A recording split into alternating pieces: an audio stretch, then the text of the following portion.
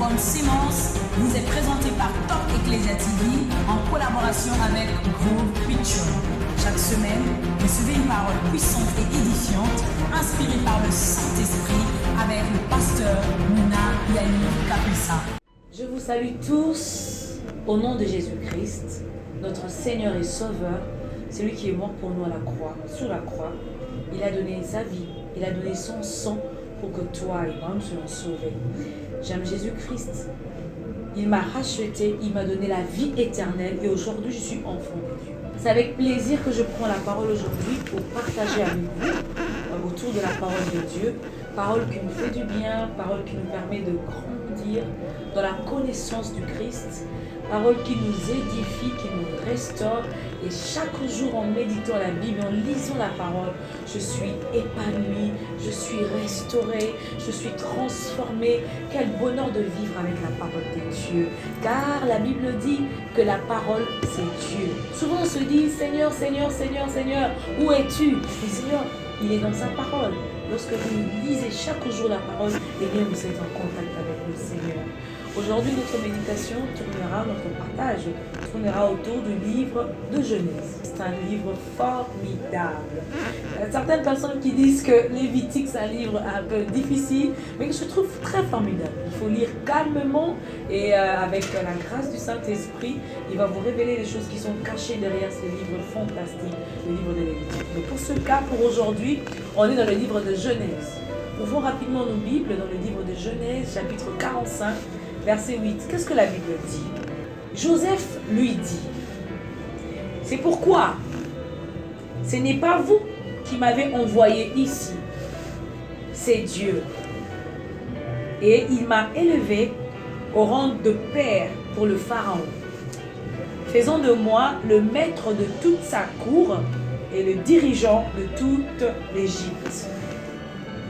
La fois passée, on a parlé de l'histoire de Joseph qui a été vendu par ses frères, qui est allé vivre chez Potiphar. Il a fait prospérer la maison de Potiphar. Et même en prison, il a prospéré puisqu'il n'était pas monsieur tout le monde là-bas. Il avait un certain niveau, un certain level. C'était un dirigeant, c'était un responsable en prison. En dehors de la prison, il est allé vivre, après avoir interprété le rêve de Pharaon, et ces années de famine et de prospérité, après avoir interprété le songe de Pharaon, eh bien Pharaon se dit que non, je ne peux pas travailler avec une autre personne. Je sens que cet hébreu a l'esprit des dieux et il a la crainte de Dieu. Moi, je préfère travailler avec lui. Après, à un moment, il a vécu en Égypte, il a fait prospérer Pharaon. La preuve, Pharaon, le peuple d'Égypte, n'ayant plus d'argent, ils avaient commencé à vendre leurs terres auprès de Pharaon. Donc, ce qui fait qu'il n'était pas seulement roi, même toutes les terres de l'Égypte appartenaient à Pharaon. Vous voyez comment Joseph a rendu Pharaon riche, prospère. Et sa richesse s'est accrue grâce à la présence de Joseph. Grâce à la présence de Joseph à ses côtés. Un beau jour alors, ses frères, il y avait la famine. Pas seulement en Égypte, tout autour. En Canaan aussi, Canaan était frappé. Mais le peuple de Dieu, Israël, Jacob et les autres enfants, ils étaient restés là. Mais ils ne pouvaient pas vivre dans la famine, sinon ils allaient mourir. Un jour, le père décide d'envoyer les enfants aller acheter de quoi manger en Égypte. Ils sont arrivés, Joseph les a reçus, mais Joseph avait déjà compris que c'était sa famille. Ça fait très mal lorsqu'on a été rejeté par ses proches et qu'un beau jour on se retrouve face à eux dans une position un peu plus élevée. Que faire? Mais ce n'est pas le sujet de notre jour. Qu'est-ce que Joseph dit? Il a fait tout son théâtre, il a compliqué ses frères lorsqu'ils étaient en Égypte, il a pris de l'argent, il a mis dans leur sac, on les a considérés comme des voleurs. Là n'est pas l'histoire. Et ce qui nous a touchés dans ces textes, Joseph a pris de la hauteur. Joseph ne s'est pas laissé faire par l'attitude de ses frères. C'est vrai que ses frères l'ont vendu, mais Joseph a compris la volonté de Dieu. Quand on lit ce qu'il a dit, on comprend qu'il n'a pas pris ça, il n'est pas resté dans cette douleur, mais il a compris la volonté de Dieu puisqu'il devait aller en Égypte pour préparer l'arrivée de ses frères. Comment? Oh, la parole de Dieu est profonde. Quelle leçon! Je vais relire ce verset. C'est pourquoi ce n'est pas vous qui m'avez envoyé ici, Les frères de Joseph l'ont vendu. Mais sans le savoir, ils étaient en train d'accomplir la volonté de Dieu. Ils étaient des acteurs dans le plan de Dieu. Mais j'aimerais te dire, les gens qui te font souffrir, ne les complique pas. Ils font partie du plan de Dieu. Ils sont dans le puzzle. Ils sont dans le programme. Dieu les utilise pour que tu puisses accomplir ta destinée. Dieu les utilise pour ton bien aussi. Des fois, on a des défauts en nous. Dieu va utiliser quelqu'un qui est tout prêt pour nous briser. Cette personne sera dure. Cette personne sera compliquée. Cette personne sera invivable. Je me rappelle quand on était enfant, nos parents, de fois, ils nous privaient de tout. Pas forcément de tout, mais ne regardez pas la télé après 20h, non, il faut aller dormir, non, pas tout, ne regardez pas ce genre de film. Quand on était enfant, on croyait que nos parents ne nous aimaient pas. Mais quand on a pris de l'âge, on a compris que nos parents nous aimaient. Ils faisaient tout ça pour notre bien. Ils avaient une vision pour nous. Ils avaient un plan pour nous. Justement, notre Dieu, de fois, permet des difficultés, permet des situations, pas pour nous nuire, puisque la Bible dit que tout concourt au bien de ceux qui aiment Dieu. Dans le livre de Romains, chapitre 8, verset 28, la Bible dit « Toutes choses concourent au bien de ceux qui aiment Dieu. » Bien-aimé, je t'assure, je confirme, pour tout enfant de Dieu, il n'y a pas de hasard. Il n'y a pas de hasard. Dieu permettra les tempêtes, Dieu permettra les difficultés. Il y aura des moments d'épreuve, il y aura des moments où tu manqueras à manger. Bien-aimé, Dieu permettra ces choses. Non pas pour te tuer, mais ça veut dire qu'il y a un plan. Pendant que Joseph était en prison, il se sentait délaissé. Quand il était chez Potiphar, il se sentait trahi. Mais il ne savait pas que derrière ses souffrances, Dieu préparait un plan merveilleux, un plan de salut pour ses frères. S'il n'était pas en Égypte, ses frères peut-être n'allaient pas avoir de quoi manger. S'il n'était pas en Égypte, personne n'aurait pu traduire, interpréter le songe de Pharaon. Et personne n'allait savoir que quelques jours après, le monde, à cette époque, allait vivre des moments de famine. Bien-aimé dans les Seigneurs, des fois on pleurniche à tout moment. Seigneur, tu m'as abandonné. Seigneur, tu m'as délaissé. Seigneur, tu m'as oublié. Oh, come on, let me tell you. Le Seigneur permet des choses dans ta vie pour un plan merveilleux, un plan puissant. Ce matin, je veux te redonner de l'assurance. Je sais que tu traverses de temps difficiles. Je sais que tu as des difficultés, mais le Seigneur permet ces choses pour t'aiguiser. Le Seigneur permet ces choses pour te donner la patience. La patience viendra au fur et à mesure que tu te diras, non, j'ai pas eu ça aujourd'hui, le Seigneur me donnera demain. Oh non, je crois que même si je ne l'ai pas eu aujourd'hui, Dieu n'est pas un menteur, il est fidèle. Ces choses vont créer en toi de la patience. Bien-aimé, arrête de pleurnicher. Arrête de dire que Dieu t'a abandonné. Dieu n'abandonnera jamais. La Bible dit qu'il ne m'abandonnera jamais. Il me délaissera jamais. Dieu l'a dit dans sa parole. Et ce n'est pas avec toi qui va mentir. Ce n'est pas avec toi qui va commencer à devenir menteur. Ce n'est pas avec ton histoire qui va commencer à devenir un monsieur qui dit n'importe quoi. Non, Dieu dit la vérité et il accomplit. Joseph.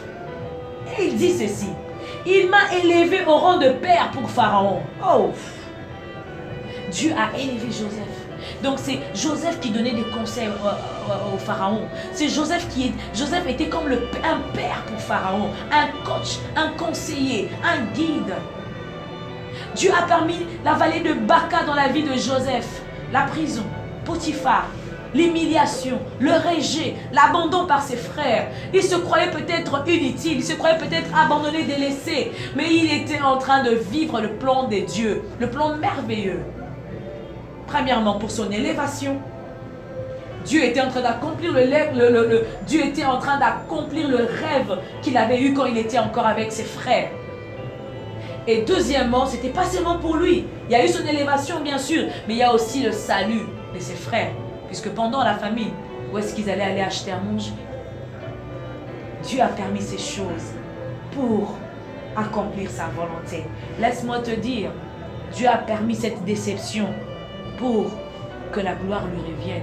Dieu a permis que tes parents puissent t'abandonner pour que tu saches comment te battre dans la vie seul.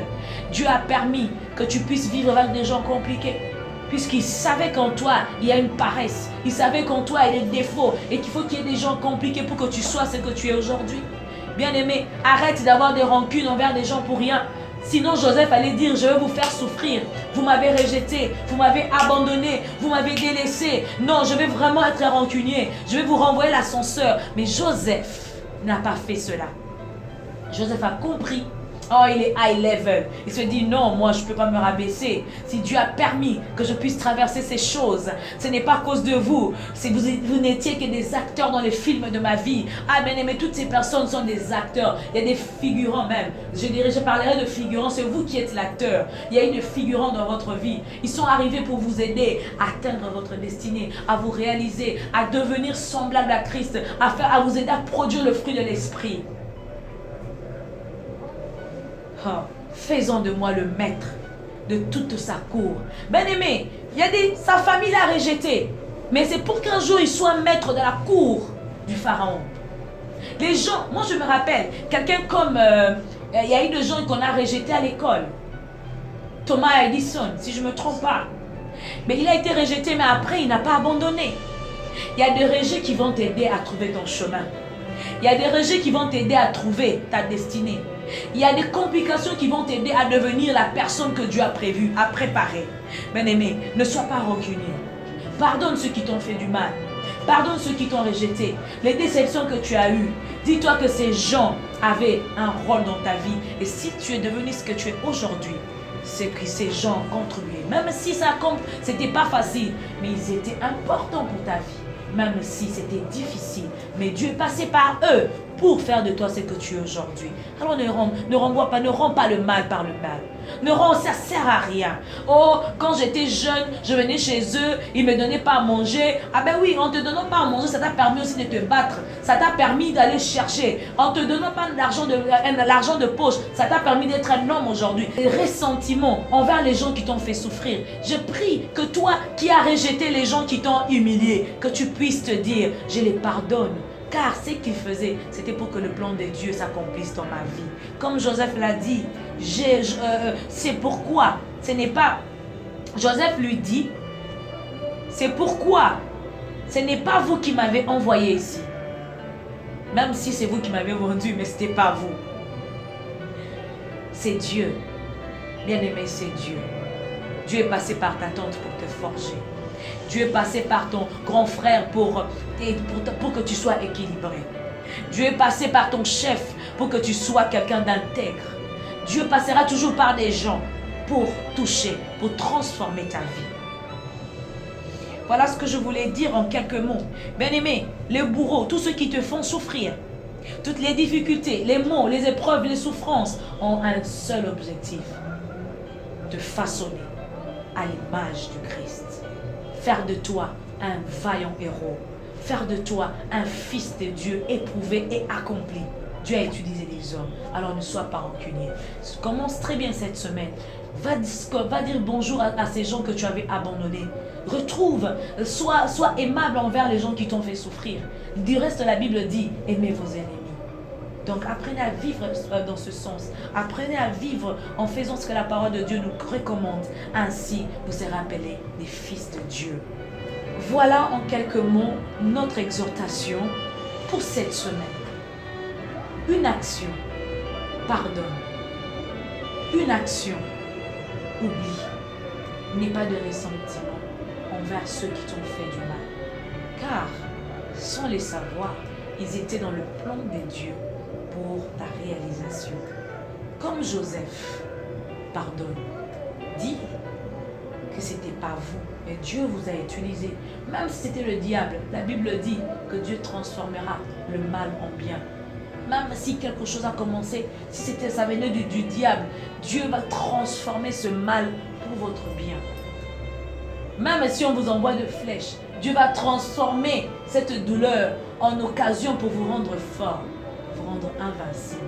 Que Dieu vous bénisse, je vous aime beaucoup, je prie pour que vous allez de l'avant et que le Seigneur, le plan de Dieu pour votre vie s'accomplisse, que la volonté parfaite de Dieu s'accomplisse dans votre vie et que le Seigneur se manifeste en vous, qu'il enlève la haine, qu'il enlève les